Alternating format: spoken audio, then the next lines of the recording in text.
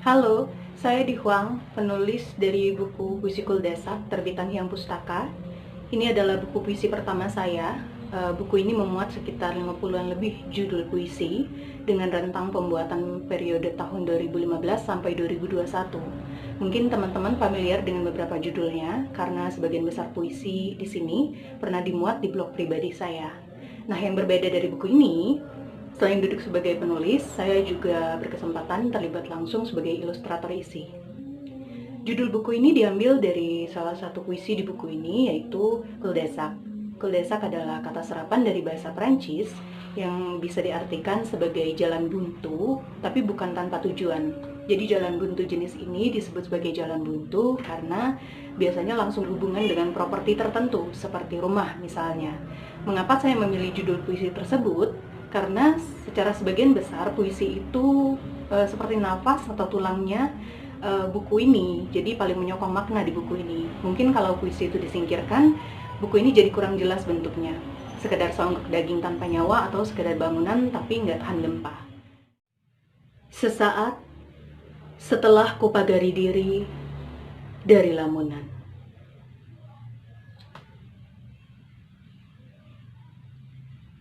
di antara kita ada yang sedepa ruang, mencoba memahami yang melindungi diri dalam wastu kehendak, mengasah tinggi terlalu sering, mengasuh luas tak henti-henti.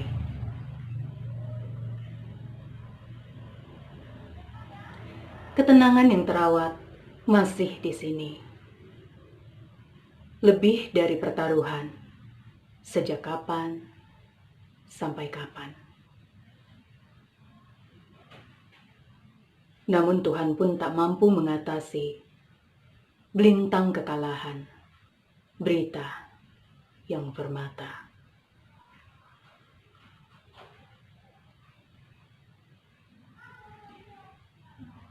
Di antara kita memang ada yang sedepa ruang. Tapi adalah payah manusia sejenisku ini. Bagi saya, buku ini bicara tentang pengalaman batinnya saya terhadap perjalanan pulang dan pergi.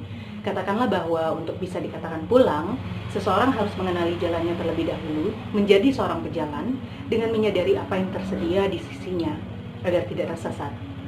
Dan dalam rangka bertumbuh juga, seseorang juga harus pergi dari satu titik nyamannya buat menemukan pengalaman baru lagi.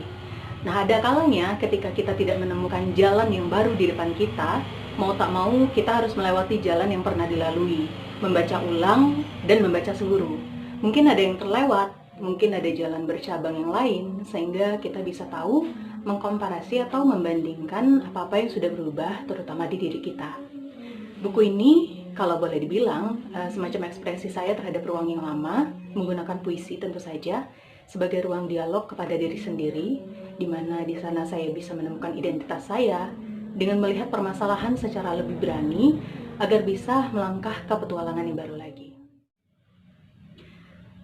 Mendengarkan Eric Satie. Ini pagi, sisa hujan di punggung rerumputan tetangga kami menari.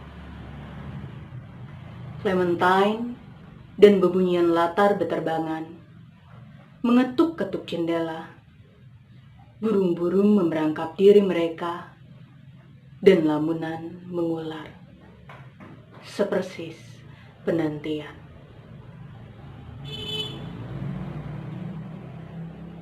Lalu seperti biasanya, kuguyur cerita di lembar-lembar memo.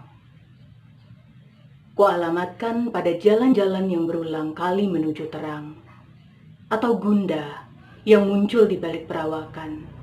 Olehnya aku bertamasya, terlalu jauh, sampai tak kujumpai diriku lagi.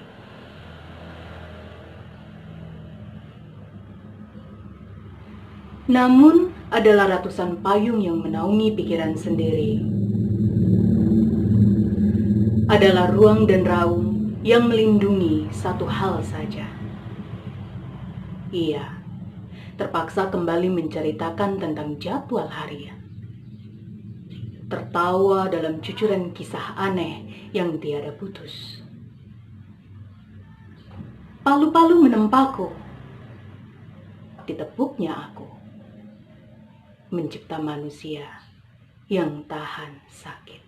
Buku ini bisa teman-teman miliki di penerbitnya langsung dengan melakukan pemesanan di website resminya di hyangpustaka.com. Selamat memesan.